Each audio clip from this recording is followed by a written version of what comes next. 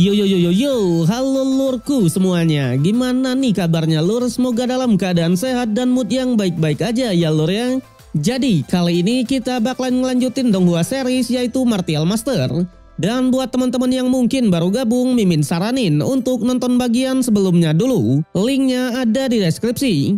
So, sebelum kita lanjut, bolehlah ya untuk di subscribe tipis-tipis agar kalian tidak ketinggalan video-video berikutnya.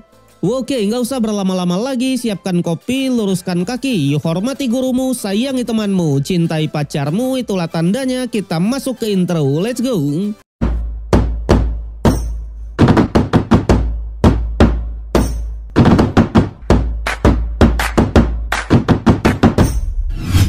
Oke lur, cerita berlanjut di mana setelah terungkapnya rencana licik dari pasukan berjubah hitam, mau tak mau pertarungan pun langsung terjadi. Apalagi beberapa master di sana sudah mulai dirasuki oleh kelompok tersebut.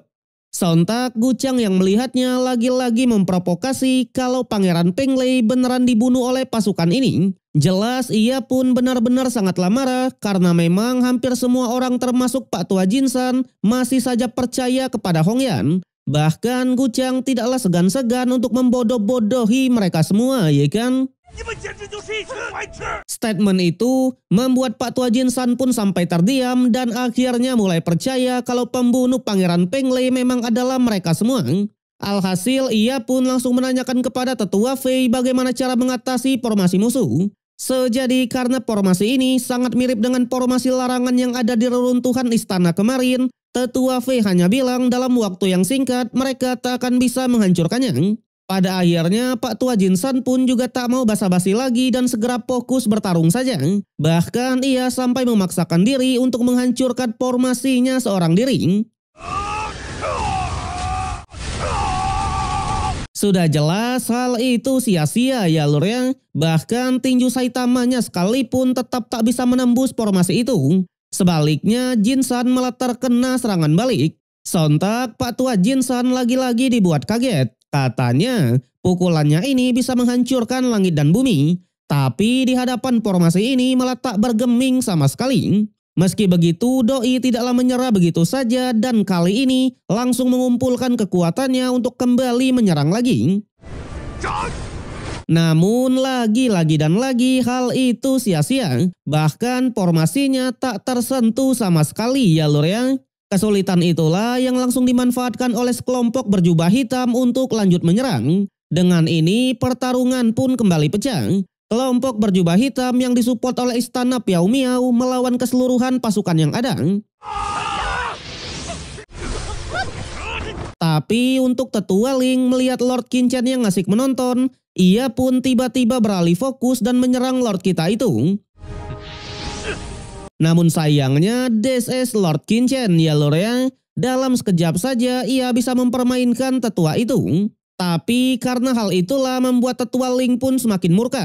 Kali ini ia mengeluarkan Bloodline Raja manusianya. Di sana ia bilang karena Lord Qichen sudah membunuh Ling Yi, Ling Jun dari keluarganya dan bahkan merebut buah hukum. Maka ia pun menuduh kalau tubuh Lord Qichen pasti sudah dirasuki oleh pasukan berjubah hitam. Jadi berdalihkan akan menyelamatkan semua orang, ia pun pasti akan menghabisi Lord kita itu. Tetua situ yang melihatnya awalnya mencoba untuk membantu. Namun sayang Tetua Lu Hauran yang sudah dirasuki kemarin terus mengganggu dan menyerangnya. Sementara itu bukannya panik, Lord Qichen malah tersenyum tipis. Bahkan dengan combo-wombo serangan tapak dan pedang miliknya, Lord Qichen malah bisa menyerang balik, ya kan? Wede. Dengan ini niat hati ingin mengalahkan malah Tetua Ling lah yang harus dipermalukan. Namun sebagai salah satu pilihan ternama, Tetua Ling masih saja tidak menyerang. Spesial yang kali ini ia pun menyatukan semua kekuatan hukum untuk melawan. Tapi lagi-lagi di hadapan dari Lord Qichen semuanya sia-sia. Sebaliknya malah Tetua Ling lah yang kembali menerima serangan telak. Namun lagi-lagi dan lagi Tetua Ling menolak untuk menyerang. Dengan perasaan kesal ia pun lanjut menyerang Lord Qichen habis-habisan. Tapi tenang, this is King Qichen ya lur ya. Di mana ia bisa menghindari semua serangan itu dan kali ini bergegas mulai menyerang balik. Bahkan Lord Qichen benar-benar menunjukkan kapabilitasnya dengan menyiksa tetua itu.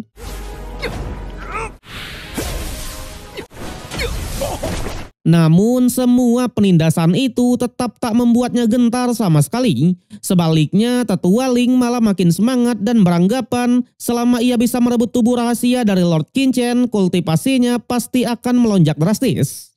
Pada akhirnya tetua Ling pun mengeluarkan sebuah kertas jimat, di mana dengan jimat tersebut semua orang di sana langsung terdiam seolah waktu pun malah terhenti. Yang ternyata kertas jimat ini berisi darah murni dari Raja Manusia yang ditinggalkan oleh leluhur kuno dari keluarga Ling dulu. Di mana begitu jimatnya dikeluarkan, sekelas martial god aja pasti tak akan bisa bergerak. Alhasil tanpa banyak basa-basi lagi, ia pun langsung membawa Lord Qichen ke alam bawah sadarnya untuk dieksekusi. Tapi again bro, lupa kalau ini adalah Qichen ya lur ya. Tentunya Lord Qichen langsung memberikan serangan balik dengan bloodline petir miliknya. Bahkan dengan segel pembalik langit, Lord Qichen bisa keluar dari situasi itu. Tak hanya sekedar keluar, Lord Qichen juga bisa memberikan serangan telak. Bahkan spesial yang kali ini, King kita sudah tak mau berbelas kasih. Di mana dalam keadaan tersebut, Qichen berhasil merebut kertas jimatnya dan langsung menghancurkannya. Belum sampai di situ, sebagai ending dari pertarungan ini, lagi-lagi dengan bloodline petir miliknya, Lord Qichen akhirnya mengirim tetua Ling ke alam baka ya lur ya. Wede, sikat King. Di sana Qichen juga mengambil sebuah harta dari tetua Ling termasuk cincin penyimpanannya. Saat itulah semua orang yang terkena stun tadi langsung terbebas lagi. Jelas mereka benar-benar tidak menyangka kalau Qichen bisa menghabisi tetua Ling. Bahkan pasukan berjubah hitam sampai mundur terlebih dulu. Tapi kematian dari tetua Ling malah membuat formasi musuh semakin kuat karena darahnya langsung diserap.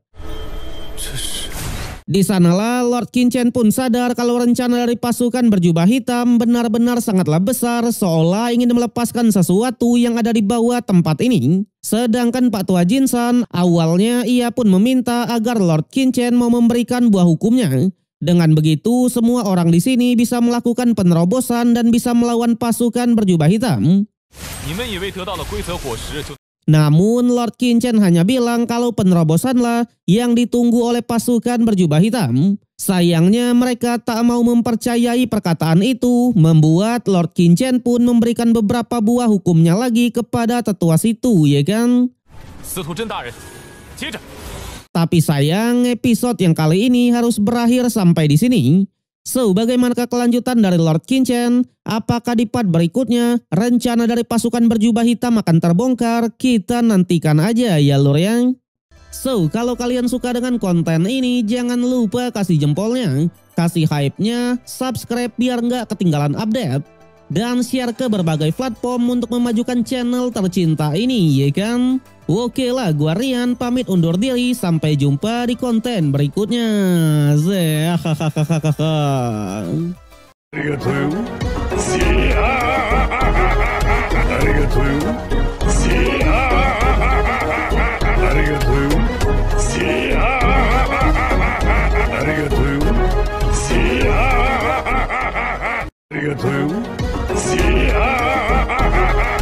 Arigatou.